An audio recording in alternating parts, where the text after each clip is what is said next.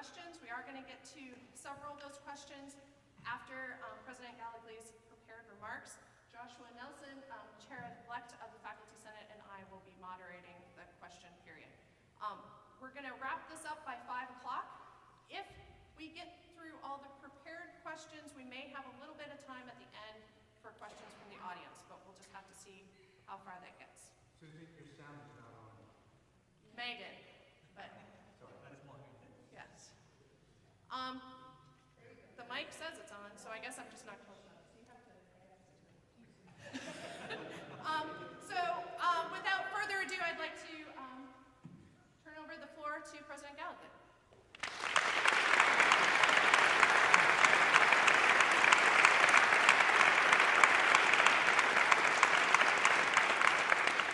Thank you so much for being here. Can you hear me? You have good sound? All right, terrific. Well, I've had the opportunity to spend several months on campus when so many of you were someplace else. I was living in Headington Hall in the dorm and having the opportunity to have dinner with the students, to reacquaint myself with one of those dorm beds, which is about this wide, and if it was used by one of the interior linemen, it had a U like this. I never had to worry about falling out of bed because I think there was somebody who weighed 400 pounds sleeping in that bed before me. It's a great opportunity to spend time with the students, to get to know a lot of you that were on campus.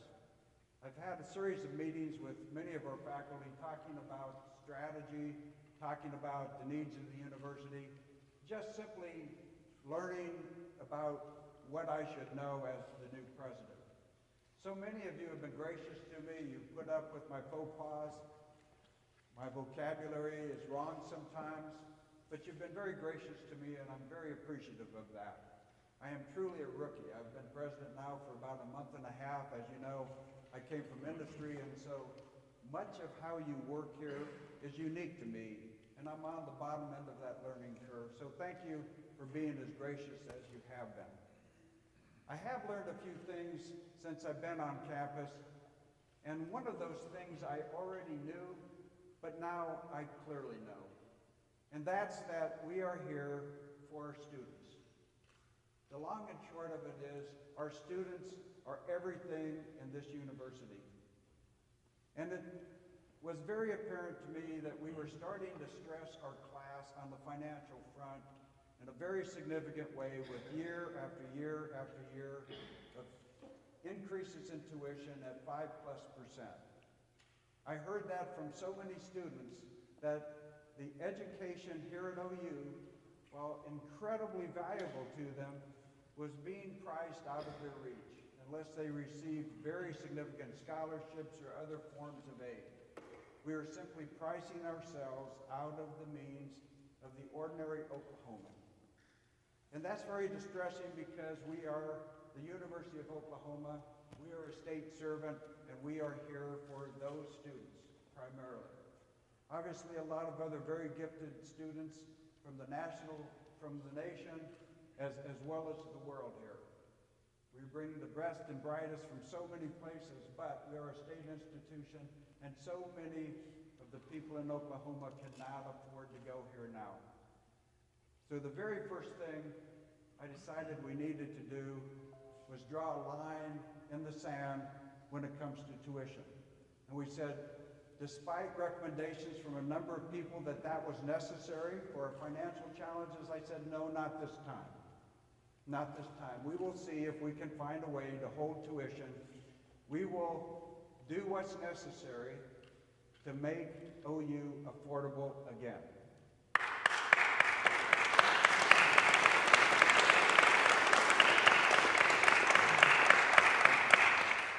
The other thing that became very obvious as I talked to so many of you in the room is that we have not been looking after our faculty in so many ways. I heard stories of inversion and compression and gender pay issues, and as I reviewed the data, we're approximately 10% behind where we need to be in faculty pay. Now, having said that, some groups are in better shape than others. Some of our colleges are so poorly paid that we should be embarrassed. And we need to fix that as soon as we possibly can. And so when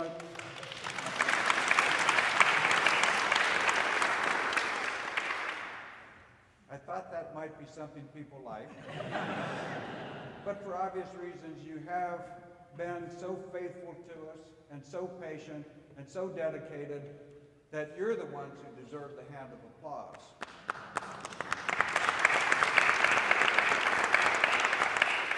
I really appreciate what you've done. We're going to fix that, and while we can't fix it in 1 year, we'll stay after that year after year after year. One of the things that I did in my very first Regents meeting was provide that data to them, explain exactly where we are, and ask that they make this a top priority. Holding the student tuition as flat as we can going forward and making sure we catch up on pay and make sure that you're compensated for all you do. It seems like very basic things, but they're incredibly important things because the true Sooner magic happens in the classroom. On the football field, yes. On the basketball court, yes. But primarily in the classroom.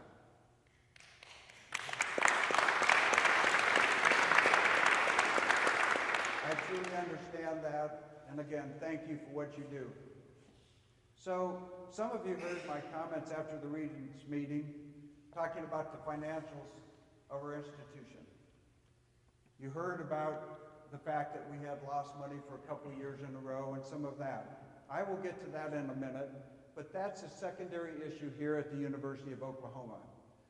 You might wonder why someone who was saying that we had lost so much money multiple years in a row would be out there holding tuition flat and promising raises to faculty. But if you think just a little bit about that, then you see just how committed we are to the top priorities of the university. Despite those challenges, we have to get those basic things right every single time, and we will. So let's talk a little bit about what the strategy is going forward. In the simplest way, some of you saw the video we put out. I'll elaborate just a bit on some of that. First and foremost, we have created this wonderful undergraduate experience here. It's something to be incredibly proud of. We have about 4,400 some entering freshmen this year, and we had applications of 17,000 and something, a record number of applications of highly qualified students who wanted to come to this university to be in your classrooms. Because of the quality of this education, the standard that we've created, the value that we create for these students, they wanted to be here and they applied in record numbers to be in your classrooms. That's something to be incredibly proud of. We have a very strong demand for an education at OU. And that's such a positive sign for our future, and it's such a testament to the work that you're doing in the classroom. Strong demand because we have created this elite program, things that we're proud of, like national merit. We have said time and time again that, we lead the nation as a public university as against other public universities in the number of national merit scholars. And then last year, we were able to report that we were number one in the nation in public or private in national merit scholars. And that was an important point that we all took great pride in. But a year ago, President Boren and the Regents reviewed that and said, well, that's nice to talk about, and it's important in the classroom, and it's good to have that high quality of student. The cost was getting so high. Because to get a group of those highly qualified students, say half of that number, would take a lot of enticement. To get that extra quantity took an enormous enticement. And that extra cost that we were paying for that large group got to be such a heavy burden on our financial system that the Regents said, no, because in the process of doing what we're doing, we're not taking care of all of the students. And some of those high achievers, particularly here in the state of Oklahoma, were getting very limited scholarships and not being able to afford to come because our emphasis was so much on other students from other parts of the nation and the world that we weren't taking care of the students from this state. And they said, we're going to change that policy. A year ago, they made that decision. And so this year, that number of National Merit Scholarships is about half. It's somewhere in the neighborhood of 150. I haven't seen the count. You might say, well, dropping in half, that sounds terrible. That's about where we were 4 years ago. But more importantly, that puts us in a category of universities like Stanford, Princeton, Yale, in terms of National Merit Scholarships, and I think that's pretty good company. That's pretty good company, but also important in that equation is the fact that we're also able now to give some of that scholarship money to other students that are deserving and that want to come here. We open doors that weren't open before because of the way now that we share those scholarship dollars, those grants, the tuition aid. We're able to expand that opportunity for more people by not stretching that extra mile on national merit. And personally, I think that was a wise choice that the Regents and President Bourne made a year ago. I think it's giving us different opportunities, and I think you'll still find that your classrooms are full of exceptionally bright students, and I say that based on the ACT scores that I've seen so far on the class that's entering. It's still an exceptionally bright, highly talented group of kids that you'll be proud of to instruct. Great undergraduate programs involve study abroad and residential colleges, honors programs, and all of those things that you've helped create. Those continue. Those continue. That's part of the reason we have such a strong demand, because the best and brightest want to come here. Incredibly important that we keep that. But let's build on that. Universities' reputations are not built primarily on the quality of the undergraduate program, but on the overall scholastic ability, particularly of our graduate programs. You know that. I'm the rookie. I'm the new guy. You already know that to be true based on the reputations of so many other institutions. It's that graduate program that distinguishes one university from the other in so many different ways. And that has not been our emphasis. Now, I'm going to talk about research and doubling research. You've heard me talk about that. But when I use that term, sometimes that's confused to mean only STEM subjects. That is not what I'm talking about. I'm talking about in the lab. I'm talking about on the stage. I'm talking about in the library. I'm talking about all academic achievement when I talk about graduate programs, not just in the lab, not just STEM. In fact, a lot of this will have to come from arts and sciences. It's about half our university. We'll be counting on you for half. In case you're wondering. This is incredibly important if we're going to double, and that is a very, very tough standard to meet. I've been told that it hasn't been done before. They've never met us sooner. These are things that high steppers like us have wanted to do for so long and have not been asked to do. In fact, because we have not been paying as well as we should, so many of you have had to teach summer classes or go here or do that instead of doing what you always wanted to do. And we want to open up that door for you again so that you can do what you wanted to do when you initially made that decision to get your PhD, when you wanted to come to an institution of higher learning.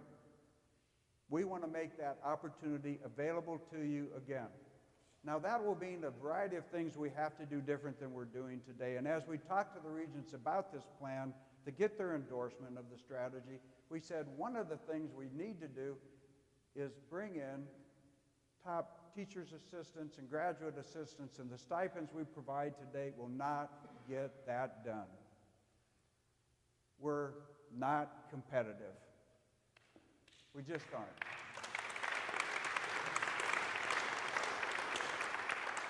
So we have a lot of work to do. I've said to the Regents, It's not just holding student tuition flat. It's not just paying faculty more. We're going to have to help those graduate students stay here. In fact, one of the issues we had with the Regents with national merit is those exceptionally bright individuals would come here, get a great education, and many of them loved Oklahoma like we do, but then they wanted to go someplace else because we wouldn't be competitive in graduate school. And if we paid them less, didn't make the opportunities available, it was like we were inviting them to go someplace else. And so when they did, we should not be surprised. But it's time to reverse that trend and keep some of those best and brightest here, because that ultimately will drive the economy of the state of Oklahoma. One of the reasons I'm here today is several of the regents talked to me about this opportunity to come and join you. And they said to me that what happens at the University of Oklahoma now will have more impact on what the state of Oklahoma looks like in 10 years than any other thing that happens in the state at this period of time, for a variety of reasons. And you know what? I have no doubt in my mind that they're right. That is exactly what will happen if we do our job incredibly well. If, in fact, we're able to double the amount of research, academic, scholarly excellence, if we're able to do that, I have no doubt in my mind that that will become the growth engine of the state of Oklahoma. That will diversify our economy. That will create jobs. That will drive businesses. That will be what we do to make an everlasting mark, starting in our classrooms, in our labs, in our library, on our stages. Those kinds of things will make a huge difference if we do it the sooner way. Now, in an incredibly powerful way, expand what we've been doing in the past. Double the research. Double the research. So, the other thing that you just can't help but notice when you step on campus, and I've been on campus so many times in the last 10, 15 years, 20 years, and one thing I've watched is how our campus has grown into a place that's exceptionally beautiful, a place where students want to come, one of the most beautiful campuses in America. It is stunning, and it is a great place, and we have marvelous buildings, and we have a great footprint. We all know that. We see it daily. Those of us who think back about the way it used to look and what it looks like today can thank the Bournes and many others, so many generous donors, so many of the taxpayers that help make this possible, and say thank you for where we're at. We've had significant investment in bricks and mortar, and as a result of that, we have a beautiful place to do our jobs, and a beautiful place for our students to come and learn, an inviting place, a place we're all so incredibly proud of. Bricks and mortar, it's time to change where we invest going forward. We probably don't need a number of new buildings. We may need some new labs. There may be some things we need to remodel. There's things like that that we probably need to do, but the massive change has to be an investment in human capital. Human capital, people like you, in terms of raises, in terms of the teacher's assistants and lab assistants, in terms of bringing in cluster hires, people will help us double our research effort. Those kinds of things take money. It takes investment in human capital. We have a great campus. We're going to invest in our people going forward. And those people are not just faculty, it's also staff. I know at this point in time, as we talk about efficiency, so many people wonder, well, what does that mean for our staff that helps us get this job done day in and day out? And I've talked about faculty pay needing to be adjusted. I'm told that we're in better shape on staff pay, but there still are some gaps that we need to manage. We do need to find efficiencies, But our staff is so integral in getting this job done, and we can never forget how important they are to our overall equation. We will invest in human capital. So to get all of this done, if we're going to hold tuition flat, give faculty raises, give staff raises, invest in human capital, double the amount of research we have, that takes some money. And if you look at our financial record over the last few years, a couple years ago we lost over $30 million. Just when you take all of our expenses and subtract those from the revenues, it's about a $30 million loss. Some of that's because we've been investing in a variety of new buildings, and you have extra things to maintain.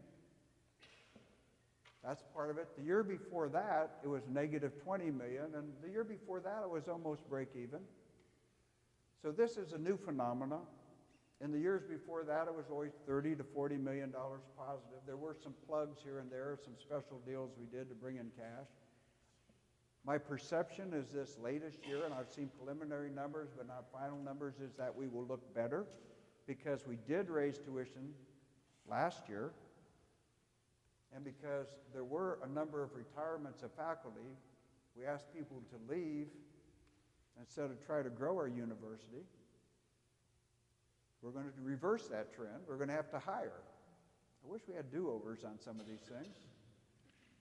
But we asked so many of our colleagues to leave the university prematurely, take early retirement.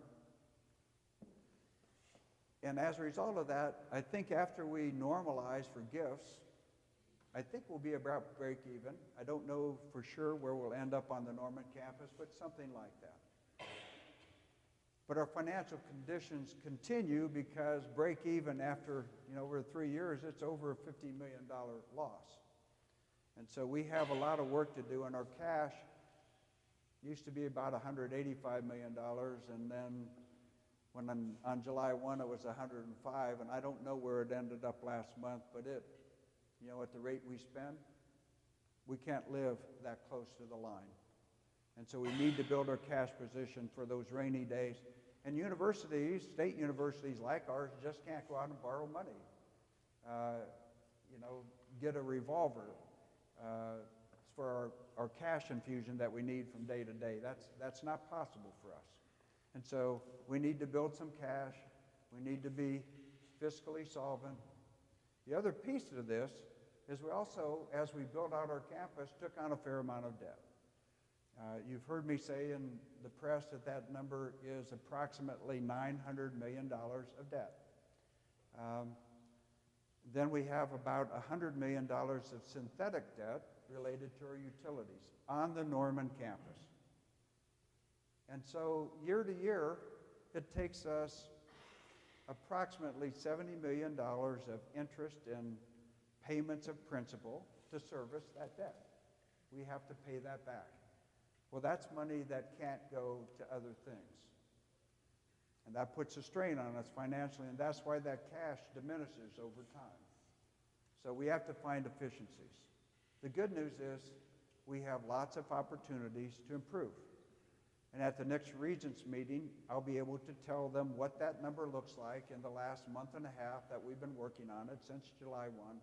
And I think there's good news that we found a significant number of things that hopefully aren't too painful that help us advance, that help us start to balance that budget.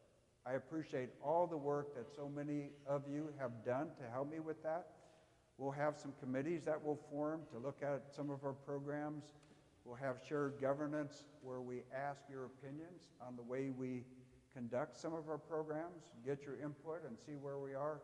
But frankly, most of the changes we'll have won't relate to the classroom, won't relate to the normal things that you do from day to day, other than things like this. As someone who comes from the outside and starts to observe how we operate, we have silo after silo after silo after silo. Some of those might be called colleges or programs, but you know exactly what I'm talking about. And because we don't always trust the service provider, well, we're going to have our own of this and this and this, and our own of this and this and this, including sometimes our classroom space we will never share, right? Because that's our space. Even though we have a big classroom that isn't used, you know, build your own over here because this is ours. And we've created haves and have-nots among our colleges, some very well-funded colleges have built up funds, and others that are very poor, and lots of times not of their own doing. There was some magic that was done at the administrative level where that cash was removed and put someplace else through some other program. The Great Disappearing Act. Those things do happen in colleges. And we created some poor colleges despite the fact that they generate significant amount of difference between their tuition and their costs. Somehow they still ended up poor. That's not the Sooner magic we want to talk about, right? But that's not how we'll execute a perfect strategy. We need to make decisions based on merits of what programs need to be advanced, how they'll be advanced, what our strategy is, what areas of excellence we'll pursue, because ultimately we are one university and we will have one result with our students. And we all need to band together and use our collective wisdom through shared governance to do this better than we've done in the past. And I'll be counting on all of your help to make that happen. I know that I have so many people who understand that and have been telling those things to me on a regular basis that there is, in fact, a better way. Some of the things that we do about these budgets and silos also involve some of our staffs charging you for their services. The example is, why does it cost $40 to change my light bulb? I bid to do it. I was going to say, I was going to bid to do it for 20. I used to be in business. But the simple fact is, sometimes we charge double because we've made them profit centers. And unfortunately, what that does is cause us then to develop shadow organizations and do it inefficiently. And instead of people doing the job they should do, they're doing somebody else's job. Instead of being in the classroom or in the lab or in the library or on this floor, you're changing light bulbs or putting up whiteboards or doing this or doing that. And we don't want you doing that. We should not have our staffs being profit centers. There's so many of those things that we're going to change. Things like automobiles. I don't remember the exact number, but you know, while we have a very big campus, we had 400 and something automobiles and pickup trucks here on campus. And some of you had very new ones that got driven once or twice a week. And others have 300,000 or 400,000 miles on it. And you're using them and using them and using them. And again, we have haves and have-nots. Let's share. And let's be smart in how we do that. And we don't need that many vehicles, do we? There's things that we can do that are better. And, you know, much to my surprise, we're still, some of you are changing now, but paper timesheets? Are you kidding? You know, and we're pushing $80 million a year in IT of spend at this university, and we're on paper timesheets. Why? We can do so much better than that, right? And we will. Those are the kinds of things I'm talking about to improve our ability to do what you want to do. So help me on that. Help me with these silos. Help me with these issues that we have. Be constructive, please.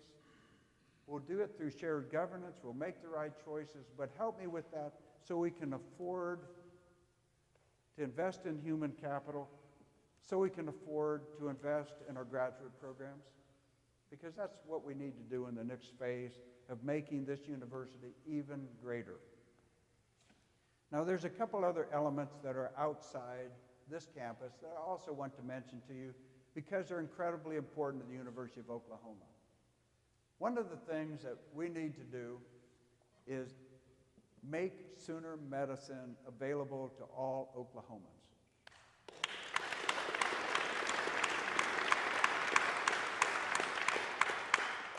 If you're going to go to a doctor, wouldn't you prefer to go to somebody who's in the classroom, who's in the lab, and in the clinic? Somebody who's absolutely state-of-the-art at this moment in time versus somebody who's 5 to 7 years behind? Our hospital system is profitable. It's been well run. It's been expanding. Its research is about to really blossom. You've seen what's happened at the Stevenson Cancer Center, being one of the top 70 in the nation's NCI designation. Harold Ham Diabetes Center is about to take off.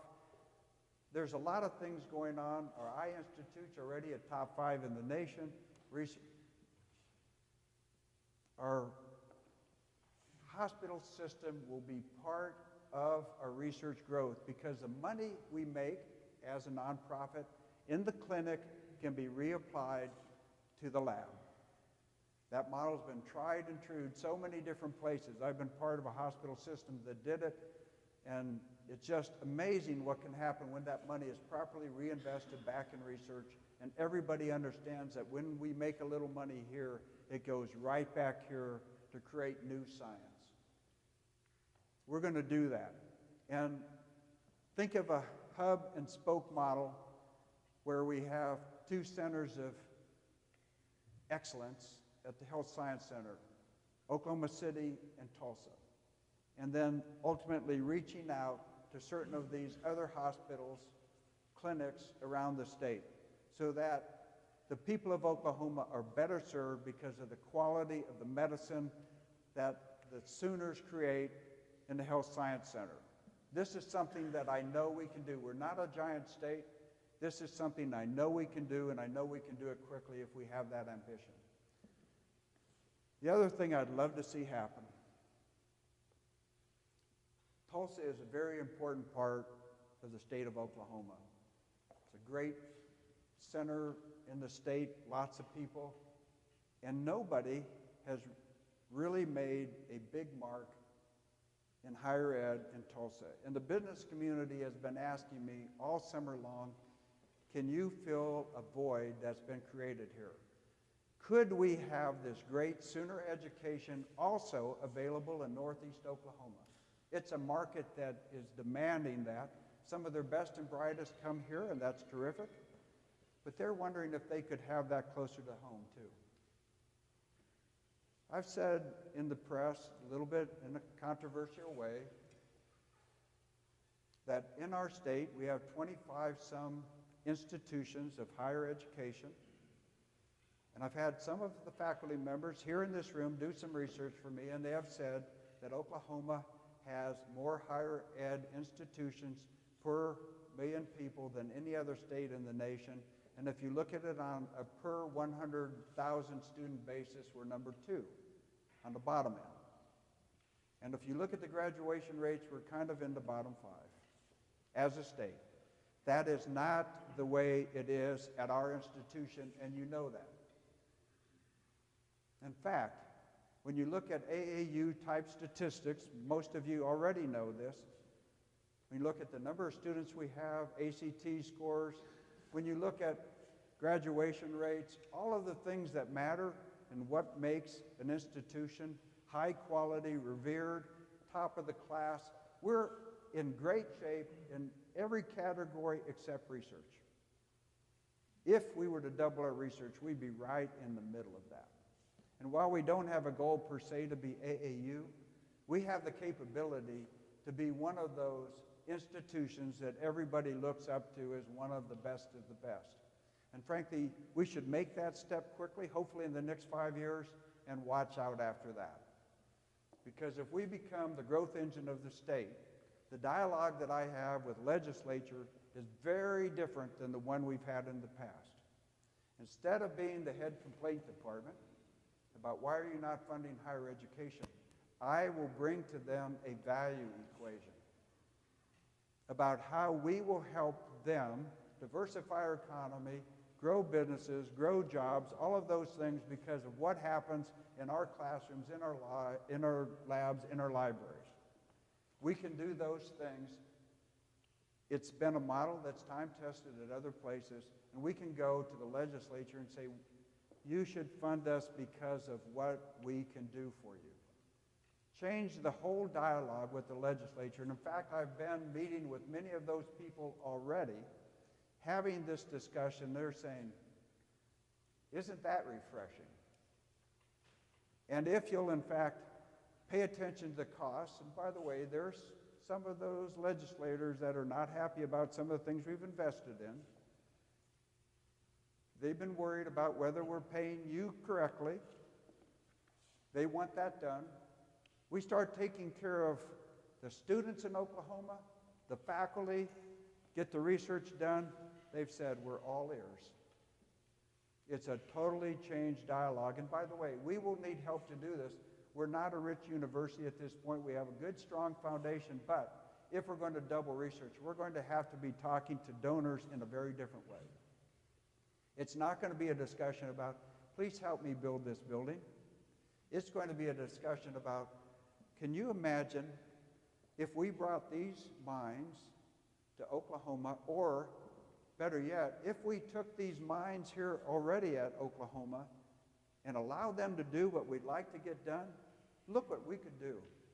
Just watch. Make promises and fulfill promises. We can do that because we're Sooners. Takes no more statement than that. Sooner magic.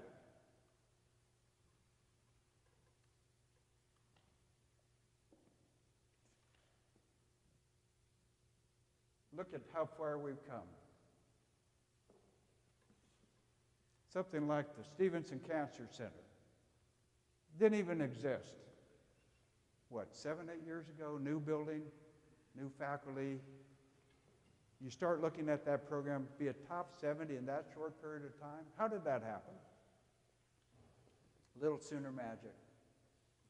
Our weather center, look where we started and look where we're at. Do we have models of how this gets done?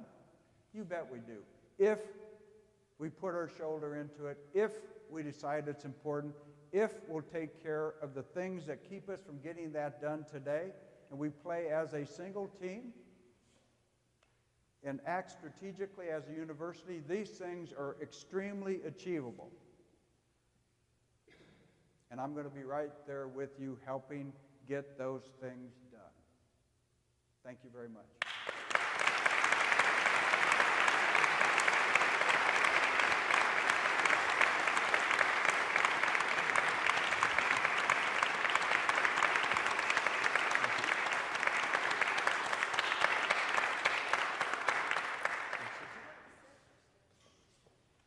I get to sit.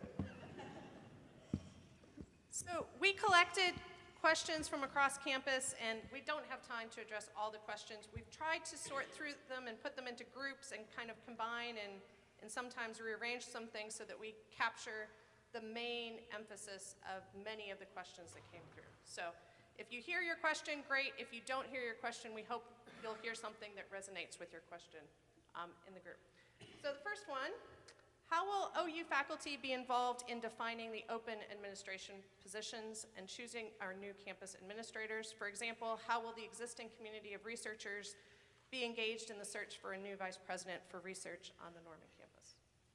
Well, one of the things that happened on July 1 was a variety of positions opened, right? In case anybody wonders, I always spent a very busy summer seeing what was going on. And I'm a person who's very prone to action. If we're going to change, if we're going to be different, some things had to change internally. And so I made some very hard choices on July 1. We have some open positions, a significant number of those, because we don't want business as usual. We want to advance OU and make it a great place. As a result of that, at this point in time, we have, compared to probably any other university, more open positions. We have a shared governance model, and I want your help. Some of these jobs, there's probably few of you who want to be involved in that process. For instance, if we're selecting, say, an internal auditor, that position is open. We may need some help from the business school, from the faculty there, but I doubt that many of our students or staff want to come and help us pick an internal auditor. It's a lot of fun, but only if that's something that you enjoy. And many of you won't want to be involved in that, and probably it's not your area of specialty and wouldn't have much to contribute. But on something like research, where we're trying to double, I expect that so many of you want to be involved, and in fact, part of that effort, we don't want that just to be STEM related. We need a variety of people in arts and sciences as well, because as I said, this is much more than just in the lab. And so when we talk about that, this scholarly activity that advances our reputation, I need a lot of input. And there, I would expect that we would have a majority of the people on that committee related to faculty. So it'll be a situation where we'll look at each one of these positions. In HR, I think we'd want heavy involvement. IT, I think it'd be kind of mixed. We'd have some specialists who are people who have strong acumen in that area, but not, well, there we have some customers as well. Is everybody happy with everything going on there? I sense from the laughter at something I said about $80 million that maybe not. By the way, PCs can be bought cheaper than we were buying them here. In fact, the price we were paying was almost double what we were paying in private industry. So I know there's area of improvement. In fact, on that tally sheet, we've already got a big number around doing that better. And we don't want you going to Best Buy because we have internal controls and firewalls, and we want to do this right. But some of you are just trying to save the university money because we weren't doing a good job of making things like that available to you. So generally, we want your help in the specifics areas that, the expertise exists, but on the other hand, some of these things may not be something that everybody wants to participate in just because of the shared governance model.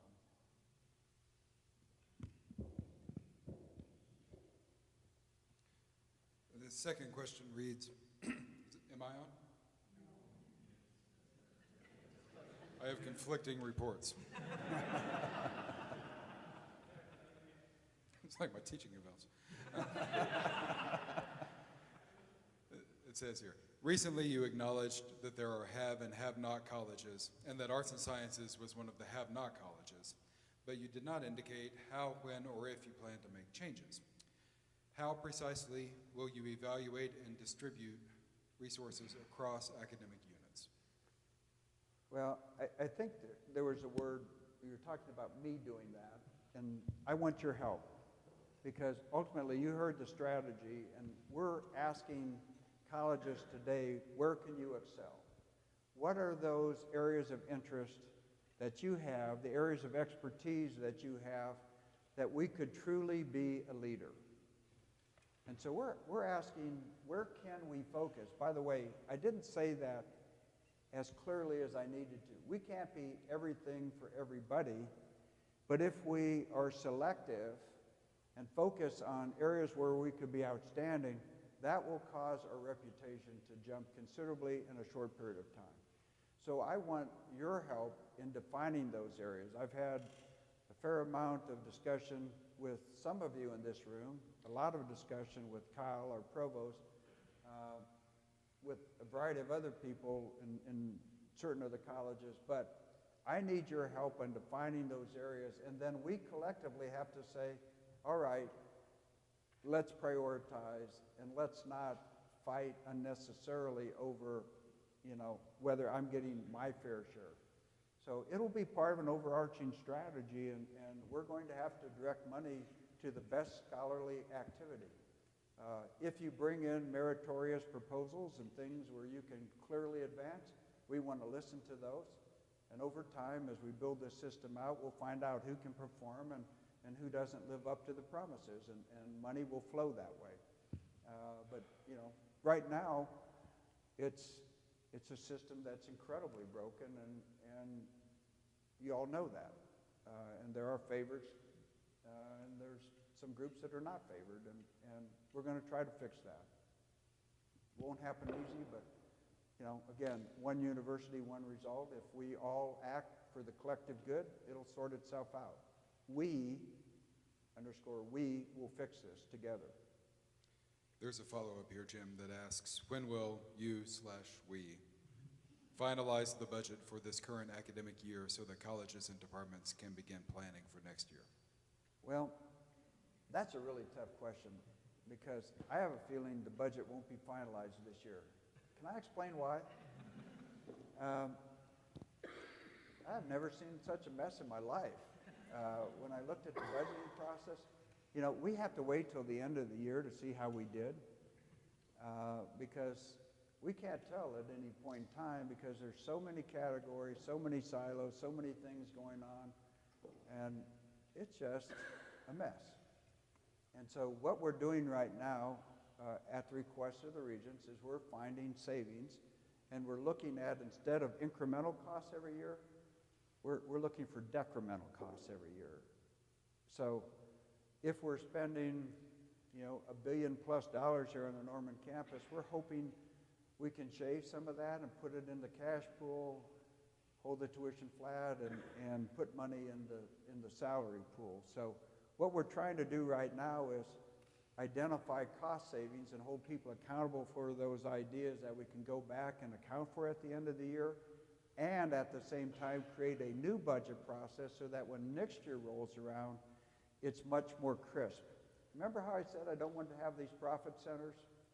Well, I use landscaping as an example. The more, we don't plant daisies, do we? Everything is always red. The more red flowers we plant, by the way, I love red. The more red flowers we plant, the more money that department made. And so inefficiency was fostered. And then that money would come back into Central, and then we could waste it on whatever we wanted to waste it on. And frankly, there were a lot of things where it was waste, and that's something we're correcting. If we get these categories right, and that's a cost center, then we say, how much should that cost?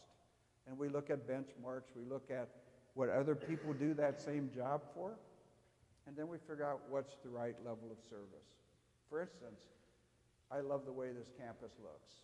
You know, we have a front door and a back door, you know, the two ovals, and I don't want to see that change. Maybe we can plant things that don't die in 30 days, but, you know, we can still have that be incredibly beautiful, because that's part of what we're all very proud of. We're just going to be smarter at the way we do some of the things. You know, for instance, that group has already come in and given us lots and lots of ideas about how they could do the job better. And even our College of Architecture, we have some specialists who said, you know, there's some better things to plan at certain times of year, and we can help you with that. Thank you very much for that kind of help. That's where we're partnering together, right? So the next question, will your audit of OU academic units only be fiscal, or will it also include a close examination of work climates for students, faculty, and staff? Well, it has to be all of the above, doesn't it? Right now, because of the necessity of balancing our budget, we've had to focus on that part. But ultimately, the reason I saved the financial part to a little later in the speech is because I wanted to be very clear what's important. The students and our faculty is what a university is all about, right? And I wanted to be very, very clear that that is our priority and always will. If I have to make a choice between this bright new building that would be nice to have and not paying faculty a raise for 5 years, that decision is so easy for me. We have to take care of our faculty. And we have that in reverse order over the last years, and you all know that. In fact, I didn't mention this, but some of those buildings we built have caused extra distress because you've read it in the papers, they're losing millions of dollars. After we service the debt, after we maintain the facilities, provide food and other services at our residential halls, for instance, it's very deeply red. And those are the things that have made it even tougher to hold tuition flat and even tougher to give faculty raises. We're going to come up with new plans. We're working on those things now to reduce the amount of red ink on some of those things, re-examine our plans, come up with better ideas. We're talking to some of you in the room about some of those ideas. And, you know, we're going to work on all of that. A full professor reported that their salary is in the lowest 5% compared to average salaries for similar universities, as reported by the American Association of University Professors. Many other OU professors are in similar situations. What will you do to reverse severe compression and inversion at OU? And what is your timeline for addressing these and other pay equity issues? We're working on this together, and we're going to do it as fast as we can together. What I promised the regents, I got their approval in concept that we will do that this year. And I said, we first have to save some money, so I know we have the cash to execute the raises. That's fiscal responsibility, and I've asked so many of you to help me do that. And some of you we've already met with. We've sat down in a conference room. I asked for a little forgiveness because sometimes I'm a bit rough in those meetings. Some of you have been in those meetings, said, well, that's probably true. Because my goal is so simple, and that's to avoid those things you just talked about. When we have people on our faculty that are paid at that level, it's totally unacceptable. I can't say anything more than it's totally unacceptable, and it should have been starting to be addressed years ago, and as I look at some of those numbers, I'm deeply disturbed by it, and we have to start fixing it now. I wish I could promise I could fix it immediately. We don't have the funding to do that. If we could, we would, but the only way you get that done is start today and keep after it year after year after year. And I've asked the regents to allow me to say to our faculty that that is our priority now, and we will do that. There couldn't be any clearer on that.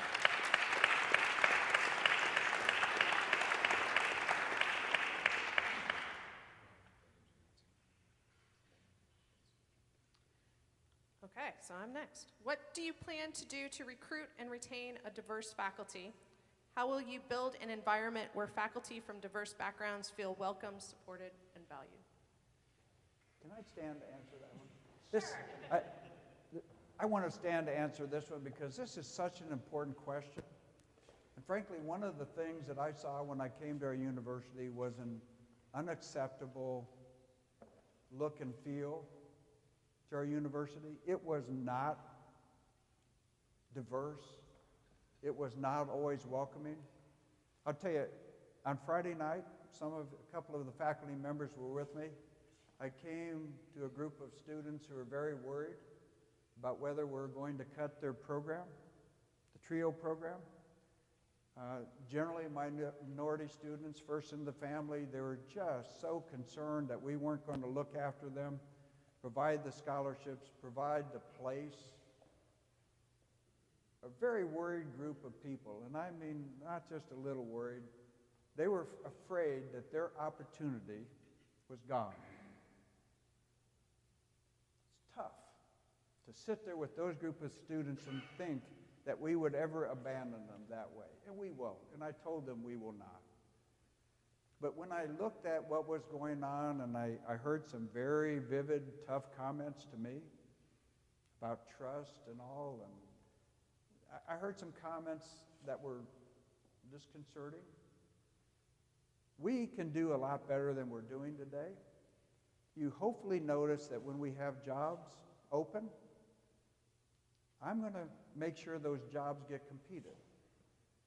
We're going to make sure we field a field of candidates that's diverse, that represents the community, that gives people a fair chance, that's reviewed by a variety of people, because this is so important to what we do.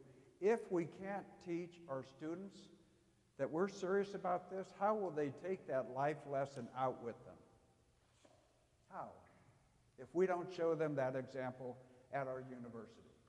We're not doing a good enough job on that. I'm just so candid about that. I was disappointed in that in a lot of ways.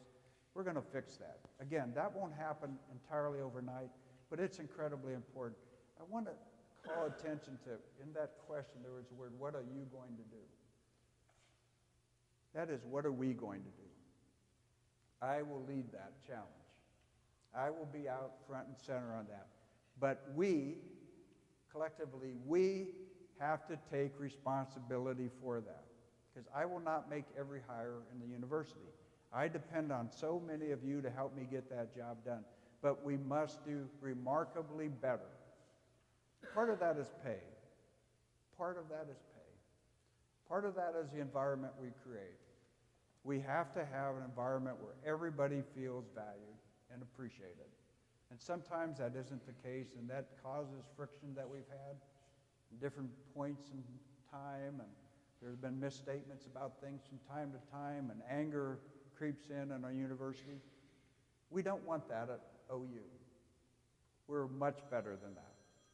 And I want all of us to make that a huge priority, please. And the way we hire, the way we respect each other, and the way we dialogue with the students, and the example that we set, we will do a lot better on that. I wanted to stand to make that comment because I want to look each one of you in the eye to the extent I can see you all and ask for your commitment on that. We're going to do better on that. Thank you.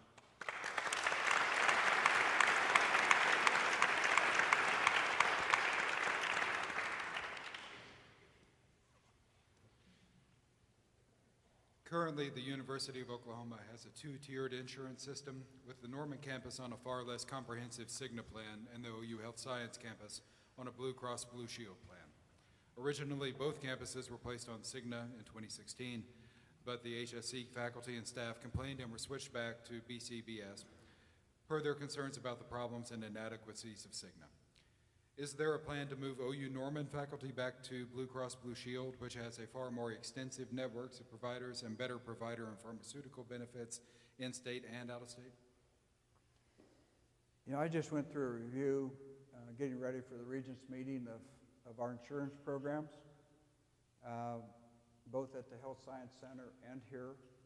I've looked at our loss records, you know, how we pay, because these things are self-insured.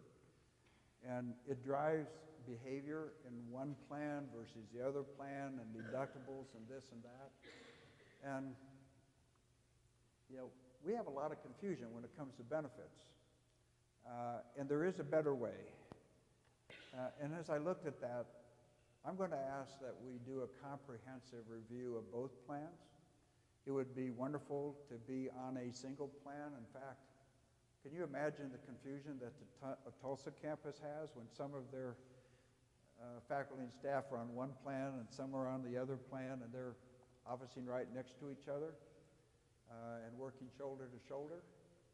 And when we have people literally a few miles apart with very different plans, I want to re-examine all of that and talk to people and get your input on what's important. One of the things that's really bothered me is when you look at dependent care in particular, there's very little.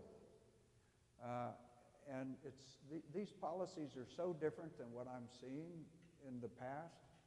And we need to apply, you know, some good judgment on that, find out what you think is important in your health care plan, listen a lot over the next year, and then come forward to the Regents with a plan. You can't unwind something like that overnight, the way that we've done things.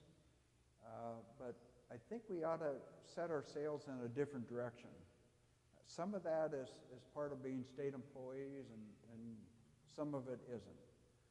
But I can tell you, as we were making recommendations to the Regents, it was so complicated for me because in certain instances, I thought I was going left in one plan and right in the other plan, and unfortunately, because of the administrative factors of those plans, there really weren't good options.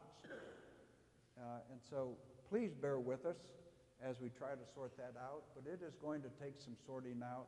I know we can do better, but it's going to take a lot of good, healthy dialogue to improve that.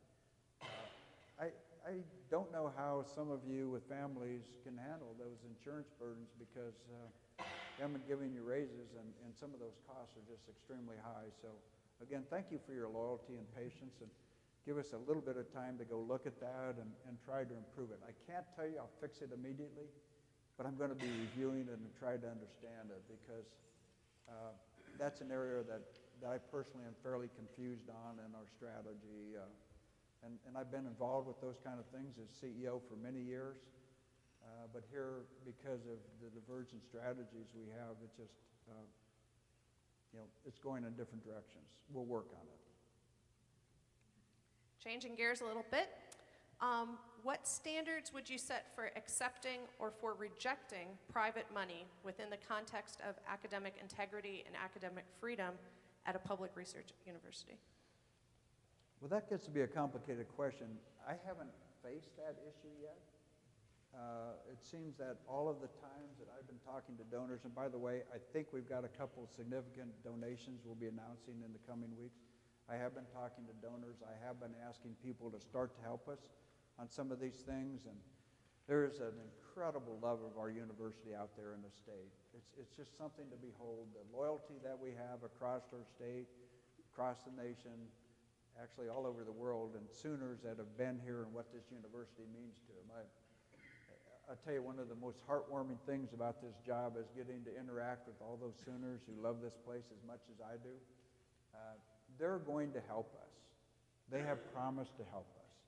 And I see a lot of people willing to step up and start to make that happen, and they're excited about this research comment, about growing it and doubling it, and how can they help. So we're going to be pushing that very hard. So far, when we talk about this academic freedom, I have not seen an instance where I can question their motive. One of the things that is always possible if we get into that realm is, occasionally we can ask donors, we give their money back, or we have a very firm dialogue. Money doesn't mean you get to dictate the research.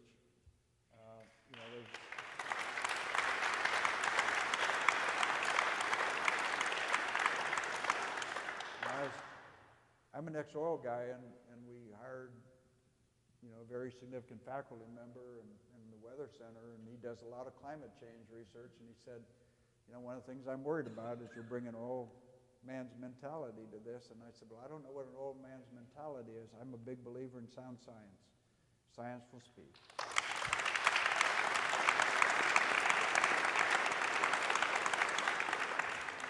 Following up on that, currently donor agreements at OU are typically hidden from the public due to the OU Foundation's exemption from the state of Oklahoma's Open Records Act. In the interest of transparency, would you be willing to make donor agreements public? No. Let me explain why. If the donor wants it to be public, they'll ask that it be public. But so many of these gracious people don't want their generosity recognized. They don't make those donations because of, a newspaper clipping or a name on the building. They make it because they believe in our mission and they love our institution. And most of the time, they ask that the amount of the gift not be made public. And I am happy to respect that. We always have the opportunity to say no. I could tell you that the regents have asked us to review the standards of the gifts and naming opportunities and those kinds of things so that we're consistent across all the gifts, and we will do that. But frankly, those gifts are from the heart typically, and they're not about praise or recognition.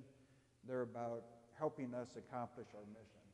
And so it's extremely common across institutions not to make that public.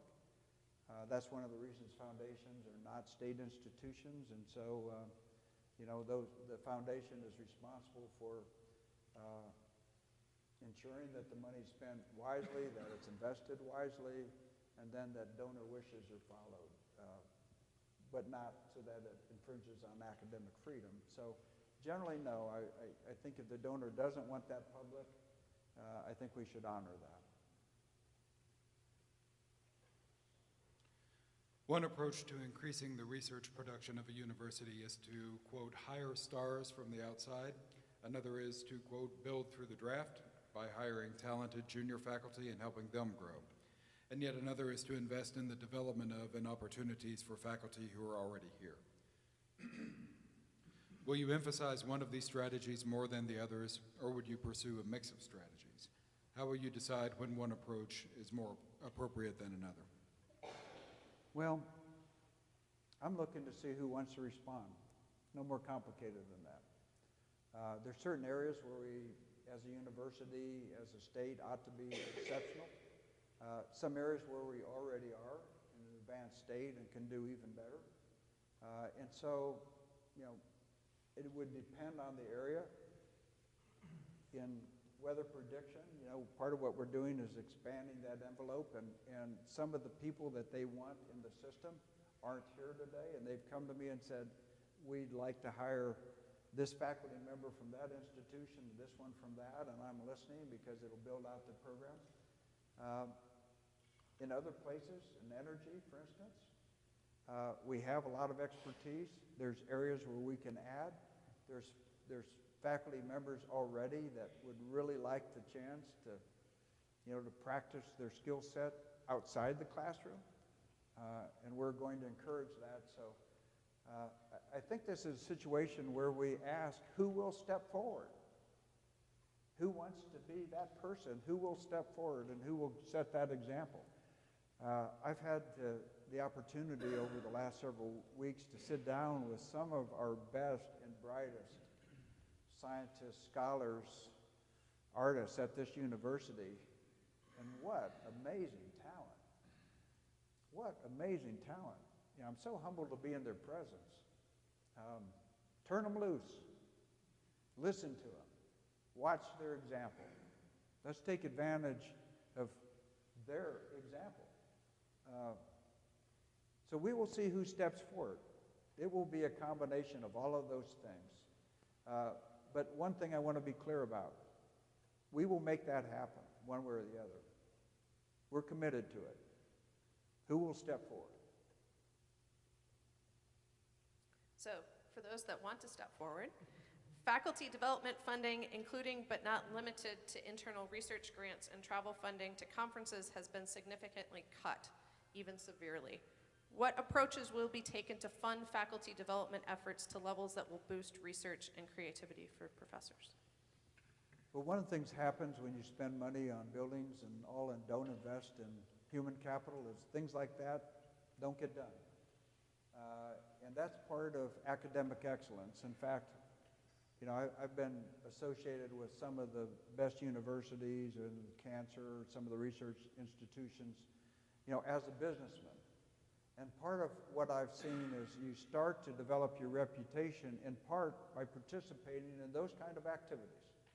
If you're doing things and nobody knows about it, if you're keeping that a secret on your campus, it's probably not going to be recognized in other places. So part of that is part of our academic process, and we have to do it. Now, we've got to find ways to fund that, and we're working hard at it. That's why I say let's take away the waste, let's take away the unnecessary activities, and redirect those funds to the things that really matter.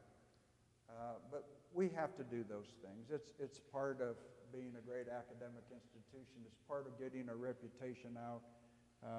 It's a necessary part. And by the way, being around other bright people opens your mind as well. I know that, I understand that, and it's necessary. So I'm in favor of it. Don't waste money. Be wise about your expenditures, but this is something we have to do. The other thing I really think we have an opportunity for is I sit down and talk about development of careers. As we start to take a junior faculty member and bring them through the stages and where are they going, proper mentoring, proper exposure to different kinds of things, proper training. I sense we don't have much of a plan. There are exceptions. Some of you as leaders are doing a better job than others, but that's incredibly important. And in certain instances, some of our very best and brightest should take some of the junior faculty members under your wing and teach them what you already know. That's a very, very powerful example, and I implore you to take that extra bit of time to do that. But we have a lot to do on that area as well. You've expressed that you want to double research over the next 5 years. What measures will be used to quantitatively or qualitatively account for doubling? Expenditures, awards, number of proposals, number of publications, number of performances, exhibits, new companies, new patents, and then I would add an addendum here. Are you also talking about increasing support for research, for instance, in teaching leave? Yes, yes, yes, yes, yes, yes, yes. It's all of those. That's a things. yes on the last two. What was the last one Right? again? It sounds like I made a mistake. What was the last one again? Teaching. Well, you know, that's part of it too. I understand that. You know, look, sometimes being in the classroom all the time, sometimes those sabbaticals and all are part of, you know, if you use that time wisely, it can be very, very important. I've got a couple very close friends who are National Academy members. And I've watched them take sabbaticals, and I've talked to them about it and what it means to them, and they said, you know, these things are so eye-opening. They use it purposefully, but they use it, and they say, we come back so refreshed and so ready to hit it hard again and to make a big difference, and that's part of your profession. I'm trying to join it, by the way, but that's part of what we do, isn't it? And so, no, I'm okay with that. To the broader point about what measures would be used to quantitatively or qualitatively account for doubling. But there's lots of different types of awards, and I want to be extra careful that we make it clear that there are all sorts of scholarly and artistic activities, and so many different ways to bring honor to our university. And when you think university to university, it isn't just in engineering or just in medicine, or it's the arts, it's in writing, it's in research, it's number of publications. All of these things bring honor to scholarly enterprise, and that's what we're all about. One of the reasons people come here, one of the reasons I came to OU, I could just tell you, I came here because of one member of the faculty that I had researched. I wanted to study under that member of the faculty. That's why I chose OU versus any place else. And I can assure you that there are people in this room that students do the same thing. They want to be in your classroom. They want to be in your lab or on your stage. That is what we're all about at the end of the day. And in fact, that same person that I came to study under got me my first job and was the person who recommended me and made a huge difference in my life. There's people like you doing the same thing every day for students just like me so many years ago. And isn't that a wonderful thing? Okay, we have two more questions left on our list. Let's see if we can get through them both. The faculty and chairs and directors are increasingly saddled with administrative, quote unquote, busy work. A key example is the Concur system, which has made travel accounting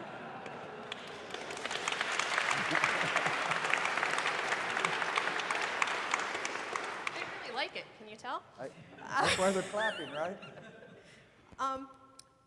If you wish to enable faculty to devote more time to teaching and research, how do you plan to alleviate some of the administrative overburden? Well, one of the ways to control costs on travel is to make it entirely impossible to take a trip, right? But that's not what we're trying to do. We actually, in our staff meeting this morning, talked about Concur because I had heard that from so many of you asked for a report. And you know, I heard a lot of things, the reasons why it's difficult. And some of those are state laws, is very unique. But some of it is we just make things incredibly complicated. And I know that there's a better way. And we were talking about, well, we can't train everybody. We can't do this. We can't do that. Oh, yes, we can. Because, you know, this is a solvable problem. We're spending almost $80 million in IT, and we can't put a travel system out there that's usable. I don't get that. And so, you know, let me address that. I probably can't get that done overnight, but we had a discussion about that in the leadership team, staff meeting, whatever we're calling it. Boy, we met a long time today, didn't we? That was a subject that, you know, that discussion went for a long time because all of you in the audience aren't the only ones frustrated. Apparently, I'm part of the problem because we're looking at a new travel agency, and I asked the question, why do we even use a travel agency? Because most businesses don't. I was told, well, that's because it's state law. And I said, oh, okay, well, if it's state law, we have to. That's a complicating factor. Businesses don't do that. We trust our employees more to make wise decisions and then give them a credit card and then audit afterwards, make sure that wise decisions. We're a state entity, and some of these things are required by state law, so we'll do that. But there's got to be a better way, and we're committed as part of our improving processes to find that, and maybe even do a little training. By the way, shared services, a little advertisement for that, that can probably help. I think it can help. What are the plans for cluster and/or cohort hiring of faculty? And how will those already at the university with expertise in recruitment and hiring of faculty from underrepresented groups be identified and included in these plans? So this is all our responsibility. One of the things I learned a long, long time ago, if you talk to somebody about joining our team, they have to want to join our team. They want to be part of this university, and when they come, they don't just look and see, do you have a beautiful campus, or am I going to work in this nice space with this nice lab? The biggest single thing they're looking at is, who am I going to be working with? The most important thing is, who am I going to be working with? What's their scholarly achievement? What kind of environment is created? Do I feel welcome? Do I think I can be successful here and achieve at the level I dream of achieving? Because remember, they're leaving someplace to come here. And most of the people won't do that just for pay. There'll be a few that'll do that, but most will come here because they want to be on our team. They want to be Sooners. And we, collectively, we will be in charge of recruiting those people. And while I will help, and I'll meet with people, and I'll talk to them about why it's important to be part of our team and what our vision is for the future and our strategy and how we'll fund these things, at the end of the day, they will come here because of you, fellow faculty members, and your scholarly activities and the opportunities that they have here. Part of it is to make them convinced that they'll have ability to get raises from time to time. That's part of it too, right? Because that's part of where we are in inversion and compression issues. If they come and it's just for pay in the beginning and it doesn't have to, they'll go someplace else again. So we got to create this environment that's rich, inclusive, and scholarly. And I underscore that last one a whole lot. That scholarly part is so very important. They want to work with other people that have a super high standard we hold ourselves at this flagship university.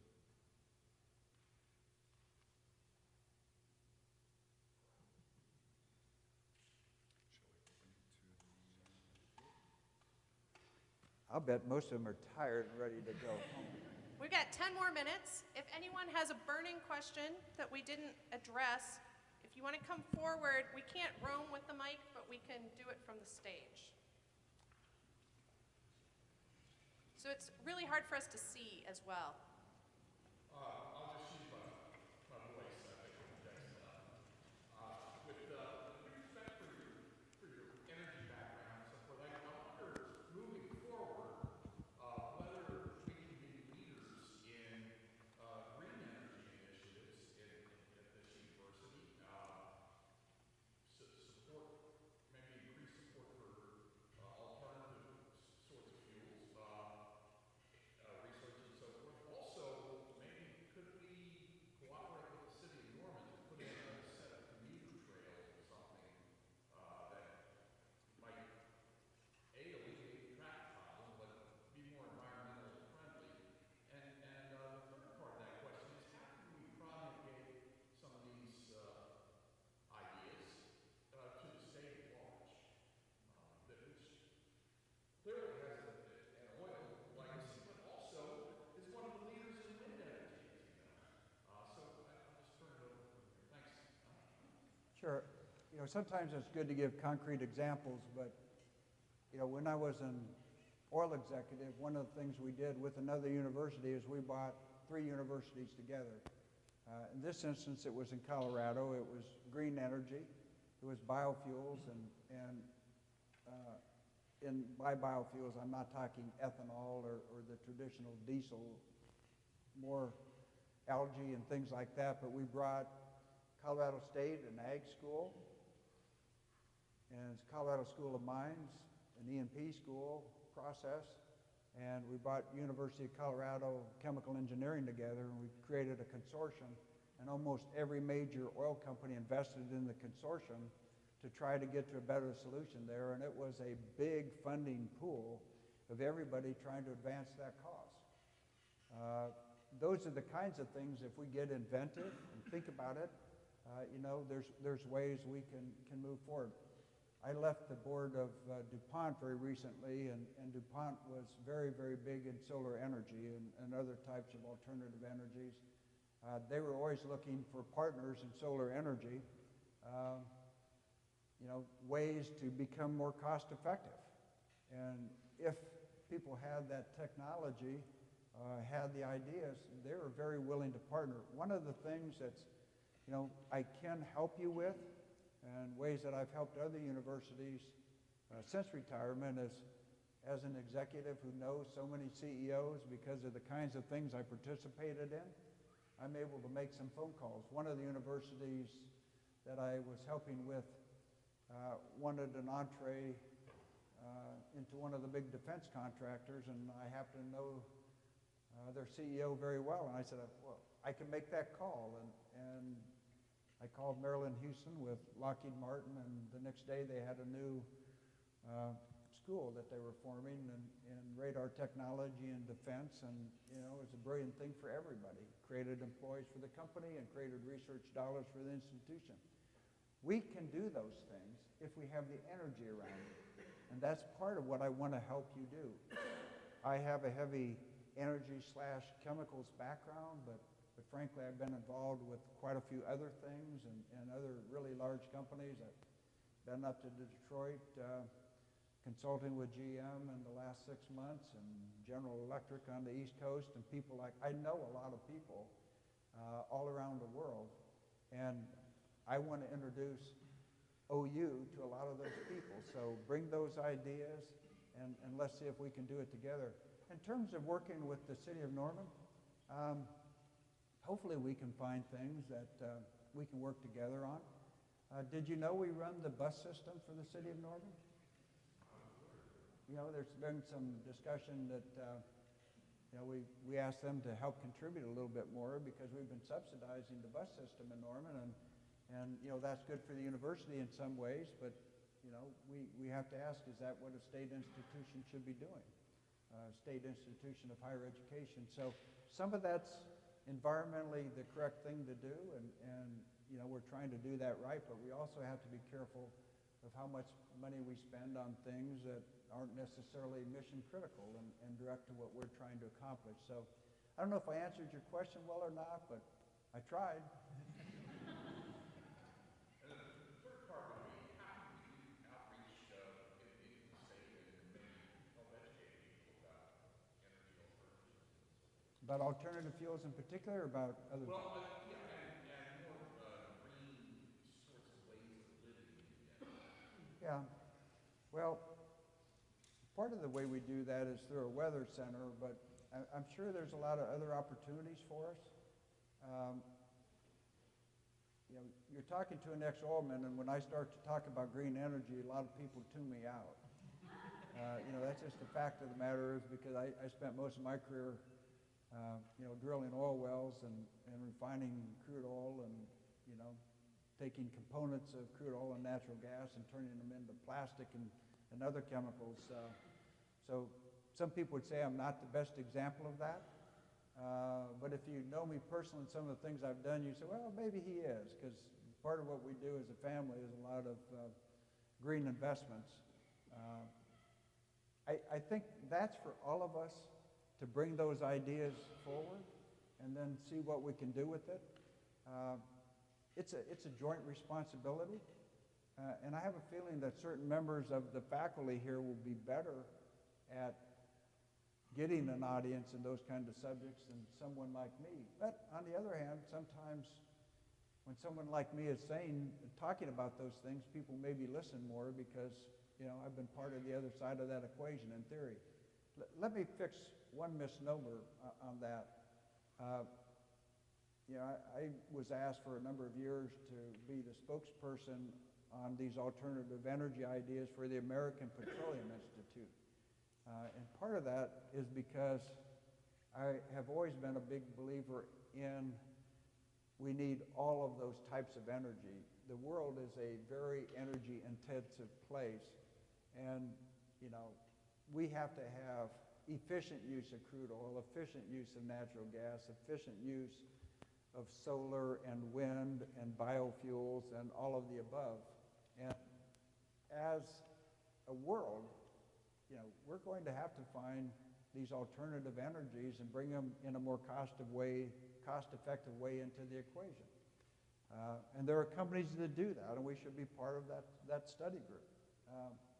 That is a heavy movement within the energy industry, and you see oil companies trying to do the very same thing because it's good business for them. If they're in the business of energy, they want to look at alternatives as well. And if you look at who really invested in a big way, in fact, a very short story, when I was running refining, marketing, transportation at ConocoPhillips, we came up with a massive way to create biofuel working with Tyson Foods.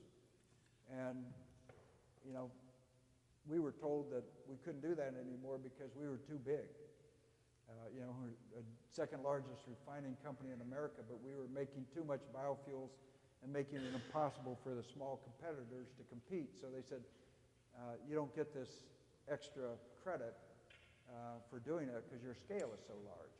That was a head scratcher for me. I was like, well, I thought we were supposed to solve this problem, and we really are doing a great job of it with animal fats and other kinds of things, creating massive amounts of biofuel and actually blending it in the hydrocracker at the refinery so that it didn't take extra transportation. It was actually a brilliant solution, but it was so cost effective that the EPA thought we would eliminate all the competition, said, so please don't do that anymore.